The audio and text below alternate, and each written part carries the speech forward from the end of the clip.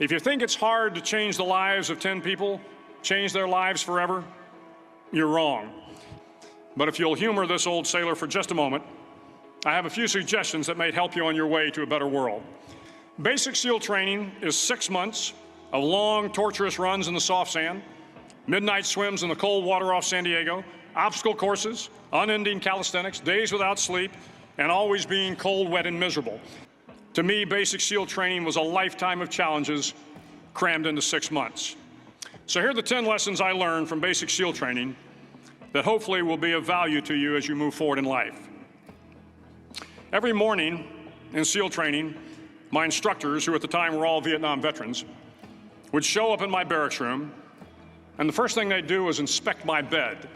If you did it right, the corners would be square, the covers would be pulled tight, the pillow centered just under the headboard, and the extra blanket folded neatly at the foot of the rack. It was a simple task, mundane at best, but every morning we were required to make our bed to perfection. It seemed a little ridiculous at the time, particularly in light of the fact that we were aspiring to be real warriors, tough, battle-hardened SEALs. But the wisdom of this simple act has been proven to me many times over. If you make your bed every morning, you will have accomplished the first task of the day. It will give you a small sense of pride, and it will encourage you to do another task, and another, and another. And by the end of the day, that one task completed will have turned into many tasks completed. Making your bed will also reinforce the fact that the little things in life matter. If you can't do the little things right, you'll never be able to do the big things right. And if by chance you have a miserable day, you will come home to a bed that is made. During SEAL training, the students are all broken down into boat crews. Each crew is 7 students, 3 on each side of a small rubber boat, and 1 coxswain to help guide the dinghy. Every day your boat crew forms up on the beach and is instructed to get through the surf zone and paddle several miles down the coast. In the winter, the surf off San Diego can get to be 8 to 10 feet high, and it is exceedingly difficult to paddle through the plunging surf unless everyone digs in. Every paddle must be synchronized to the stroke count of the coxswain. Everyone must exert equal effort, or the boat will turn against the wave and be unceremoniously dumped back on the beach. For the boat to make it to its destination, everyone must paddle. You can't change the world alone. You will need some help. And to truly get from your starting point to your destination takes friends, colleagues, the goodwill of strangers, and a strong coxswain to guide you. My SEAL class, which started with 150 men, was down to just 42. There were now 6 boat crews of 7 men each. I was in the boat with the tall guys, but the best boat crew we had was made up of the little guys, the Munchkin crew, we called them. No one was over 5'5". The Munchkin boat crew had 1 American Indian, 1 African American, 1 Polish American, 1 Greek American, 1 Italian American, and 2 tough kids from the Midwest. They out-paddled, outran, and outswam all the other boat crews. The big men in the other boat crews would always make good-natured fun of the tiny little flippers the Munchkins put on their tiny little feet prior to every swim. But somehow these little guys from every corner of the nation and the world always had the last laugh. If you want to change the world, measure a person by the size of their heart, not by the size of their flippers. Several times a week, the instructors would line up the class and do a uniform inspection. It was exceptionally thorough. Your hat had to be perfectly starched, your uniform immaculately pressed, your belt buckle shiny and void of any smudges. But it seemed that no matter how much effort you put into starching your hat or pressing your uniform or polishing your belt buckle, it just wasn't good enough. There were many a student who just couldn't accept the fact that all their efforts were in vain, that no matter how hard they tried to get the uniform right, it went unappreciated. Those students didn't make it through training. Those students didn't understand the purpose of the drill. You were never going to succeed. You were never going to have a perfect uniform. The instructors weren't going to allow it. Sometimes, no matter how well you prepare or how well you perform, you still end up as a sugar cookie. It's just the way life is sometimes. If you want to change the world, get over being a sugar cookie and keep moving forward. Every day during training, you were challenged with multiple physical events: long runs, long swims, obstacle courses, hours of calisthenics, something designed to test your mettle. Every event had standards, times you had to meet. If you failed to meet those times, those standards, your name was posted on a list, and at the end of the day, those on the list were invited to a circus. A circus was 2 hours of additional calisthenics, designed to wear you down, to break your spirit, to force you to quit. No one wanted a circus. A circus meant that for that day, you didn't measure up. A circus meant more fatigue, and more fatigue meant that the following day would be more difficult, and more circuses were likely. But at some time during SEAL training, everyone made the circus list. But an interesting thing happened to those who were constantly on the list. Over time, those students who did 2 hours of extra calisthenics got stronger and stronger.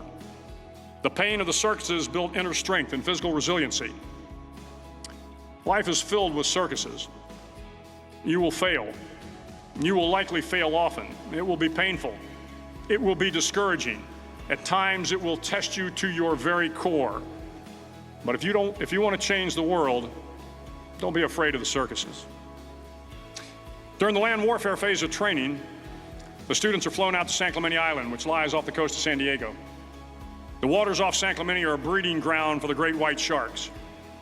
To pass SEAL training, there are a series of long swims that must be completed. One is the night swim. Before the swim, the instructors joyfully brief the students on all the species of sharks that inhabit the waters off San Clemente. They assure you, however, that no student has ever been eaten by a shark, at least not that they can remember. But you are also taught that if a shark begins to circle your position, stand your ground. Do not swim away. Do not act afraid.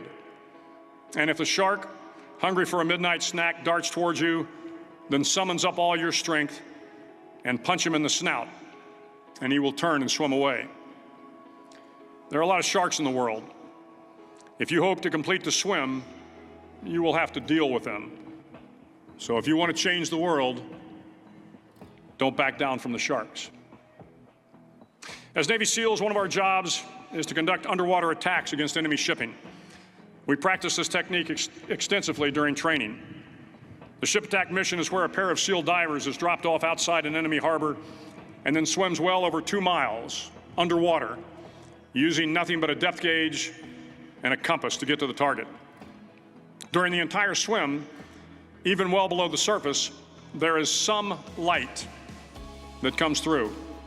It is comforting to know that there is open water above you. But as you approach the ship, which is tied to a pier, the light begins to fade. The steel structure of the ship blocks the moonlight. It blocks the surrounding street lamps. It blocks all ambient light. To be successful in your mission, you have to swim under the ship and find the keel, the center line, and the deepest part of the ship. This is your objective.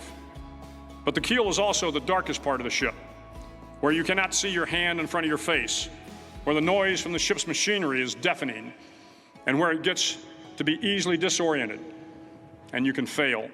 Every SEAL knows that under the keel, at that darkest moment of the mission, is a time when you need to be calm, when you must be calm, when you must be composed, when all your tactical skills, your physical power, and your inner strength must be brought to bear.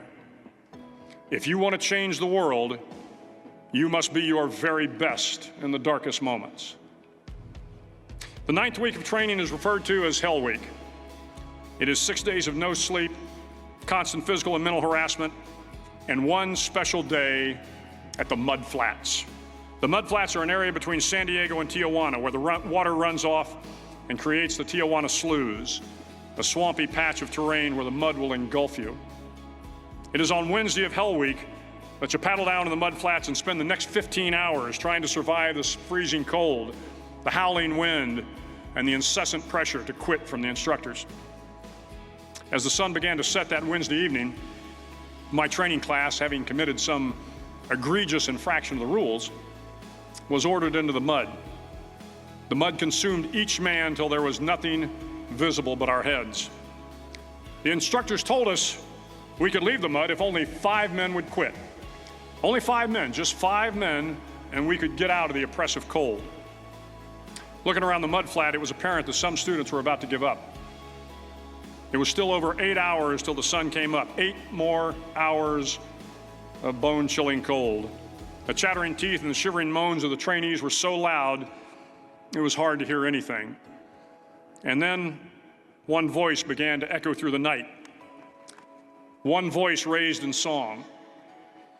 The song was terribly out of tune, but sung with great enthusiasm. One voice became 2, and 2 became 3, and before long, everyone in the class was singing. The instructors threatened us with more time in the mud if we kept up the singing, but the singing persisted. And somehow the mud seemed a little warmer, and the wind a little tamer, and the dawn not so far away.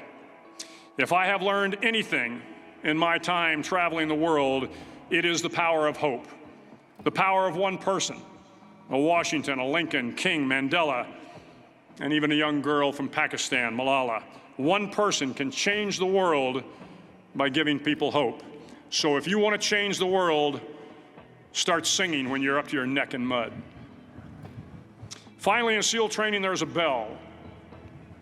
A brass bell that hangs in the center of the compound for all the students to see. All you have to do to quit is ring the bell. Ring the bell, and you no longer have to wake up at 5 o'clock. Ring the bell, and you no longer have to be in the freezing cold swims. Ring the bell, and you no longer have to do the runs, the obstacle course, the PT, and you no longer have to endure the hardships of training. All you have to do is ring the bell to get out. If you want to change the world, don't ever, ever ring the bell. Start each day with a task completed. Find someone to help you through life. Respect everyone. Know that life is not fair and that you will fail often. But if you take some risks, step up when the times are the toughest, face down the bullies, lift up the downtrodden, and never, ever give up, if you do these things, the next generation and the generations that follow will live in a world far better than the one we have today. And what started here will indeed have changed the world for the better. Thank you very much. Hook 'em horns. Enjoying the content? Smash the subscribe icon to unleash more empowerment speeches. See you next time. Take care.